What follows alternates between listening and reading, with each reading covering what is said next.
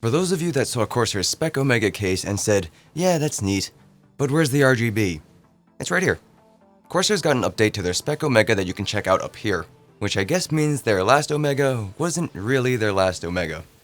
This is more or less exactly the same, sporting tempered glass with their same odd yet clean looking hex screw mounting system, that bold aggressive aesthetic, plus a heck of a lot more like 2 included HD RGB fans, a SATA powered lighting hub that supports them with room for up to 4 additional fans, an awesome RGB strip with 30 LEDs right up front, a little SATA powered lighting node Pro kind of that we'll talk about in more detail later, which allows you to control the fans and the LED strip through iCUE.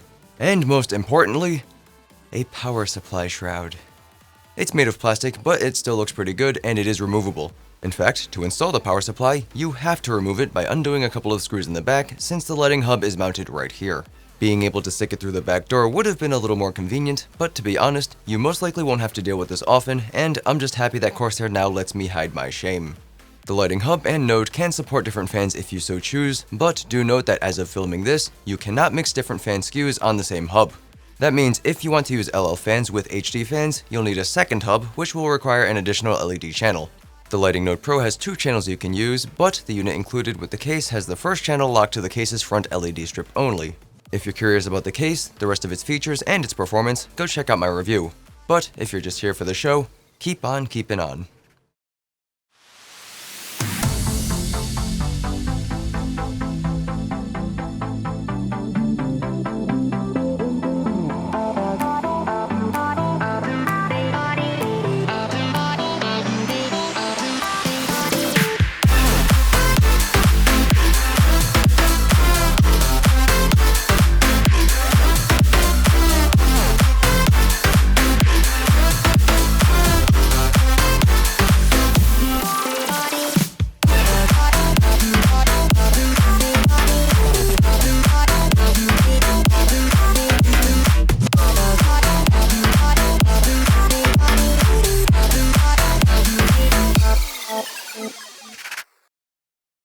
The fans used in the build are Corsair's LL series connected to their Commander Pro. You can check both of these out up top.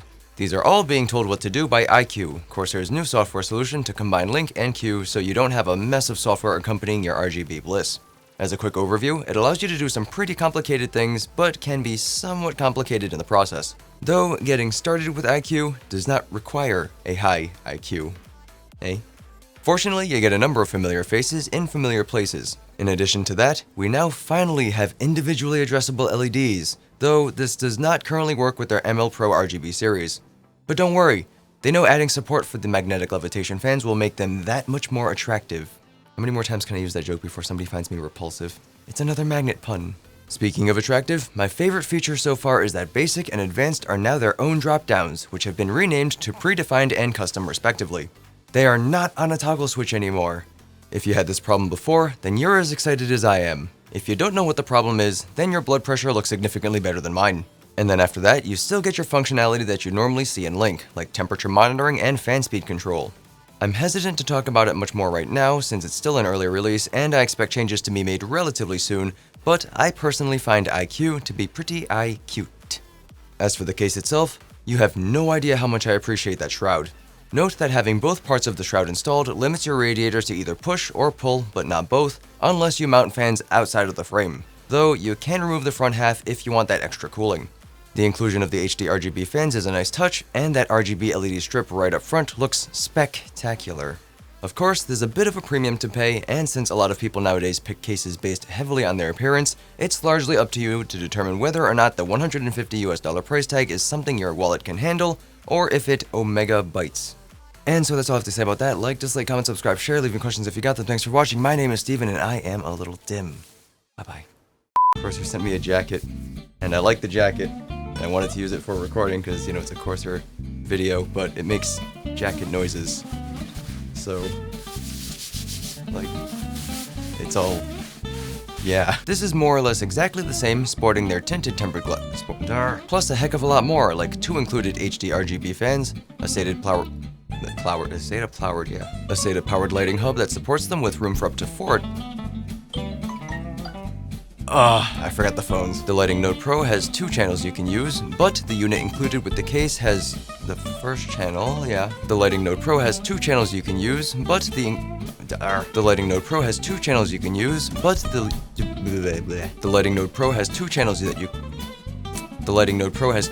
you can use, but the unit included with the case has the fans used are Corsair's.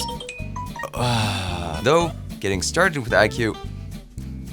Oh man, I hate myself already. They know adding support for the magnetic levitation fans will make them that much more. They are not on a toggle switch anymore. If you don't know what the problem is, then your blood pressure.